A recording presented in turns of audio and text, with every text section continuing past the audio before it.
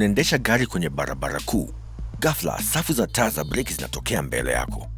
Hakuna ajali, taa za kusimamisha, mabadiliko ya kiwango cha kasi, wala upana kupungua. Basi mbona msongamano wa magari? Wakati msongamano wa magari unakaribia kusimama kabisa bila sababu dhahiri, inaitwa msongamano wa magari wa phantom. Ni tukio linalojitokeza lenyewe, ambalo tabia yake huwa ya kipekee, kubwa kuliko jumla ya sehemu zake zote. Lakini licha ya hayo, tunaweza kweli kuunda mifano ya misongamano hii, hata kuelewa kanuni zinazoiunda na kuzuia aina hii ya misongamano wa magari siku za usoni. Ili msongamano wa phantom kujitokeza, lazima kuwe na magari mengi barabarani.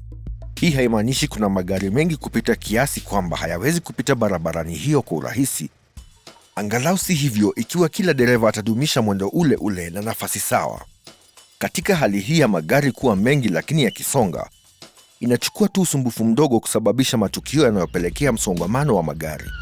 Dereva mmoja akipiga breki kidogo tu, kisha kila dereva anayefuata naye apige breki kwa nguvu kiasi, na hivyo kuunda wimbi la taa za breki linalosambaa kuelekea nyuma kupitia magari barabarani.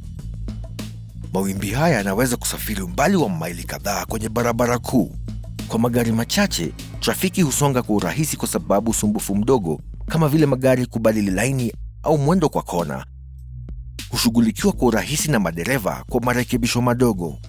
Lakini idadi ya magari barabarani inapozidi kiwango fulani muhimu, kwa kawaida magari yanapokuwa na nafasi chini ya mita 35 kati yao, tabia ya mfumo inabadilika kwa kiasi kikubwa. Huanza kuonyesha hali ya kutokuwa thabiti, ikimaanisha kwamba usumbufu mdogo huongezeka na kuwa mkubwa zaidi. Kutokuwa thabiti kwa mienendo si jambo la kipekee kwa misongamano.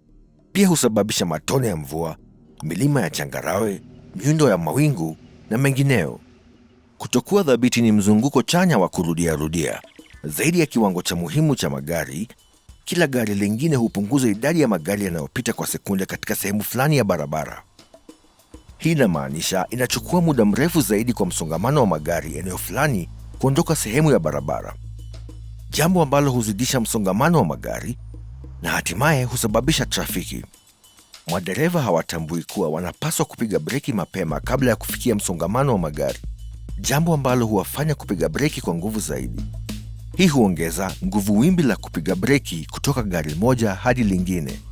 Zaidi ya hayo, madereva huwa na kasi ya haraka kutoka kwa kusimama, kumaanisha wanajaribu kuendesha haraka kuliko mtiririko wa wastani wa mbele yao, kisha wanalazimika kupiga breki tena, na hatimaye kusababisha mzunguko mwingine na kurudia ambao husababisha trafiki zaidi. Kwa hali zote mbili, madereva huchangia kuzorotesha hali kwa sababu tu hawana ufahamu mzuri wa hali ilivyo mbele yao. Magari yanayojiendesha yenye taarifa kuhusu trafiki mbele kutoka kwa magari mengine yaliyounganishwa au vihisi vya barabarani yanaweza kupunguza au kuzuia msongamano papo hapo. Magari haya yangedumisha mwendo wa kasi ulio sawa, idhini ya usalama ambayo inalingana na kasi ya wastani ya mtiririko wa jumla, kuzuia mawimbi ya trafiki kuunda. Ikiwa kuna wimbi la trafiki, gari linalojiendesha lingeweza kulitabiri mapema na kupiga breki mapema na taratibu zaidi kuliko dereva wa kawaida, na hivyo kupunguza nguvu ya wimbi hilo, na isingehitaji magari mengi yanayojiendesha. Gari moja linalojiendesha kati ya madereva 20 wa kawaida lilitosha kupunguza na hata kuzuia mawimbi ya msongamano wa magari. Msongamano wa magari si tu kero ya kila siku, ni chanzo kikuu cha vifo, upotevu wa rasilimali na uchafuzi wa mazingira unaotishia sayari yetu.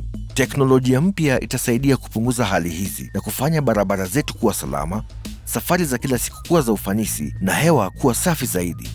Unapokwama kwenye msongamano, kumbuka kwamba madereva wengine huwa hawaendeshi kwa makusudi vibaya, bali hawajui hali ya barabara ilivyo mbele na huendesha kulingana na wanavyoona wakati huo. Ikiwa unapenda kujifunza, jisajili kwenye kituo chetu. Kila wiki tunachapisha video mpya kuhusu kila kitu, kuanzia historia ya ulimwengu, kulingana na paka, hadi jinsi ya kuwa msikilizaji bora. Endelea kufuatilia na uwe na hamu ya kujua.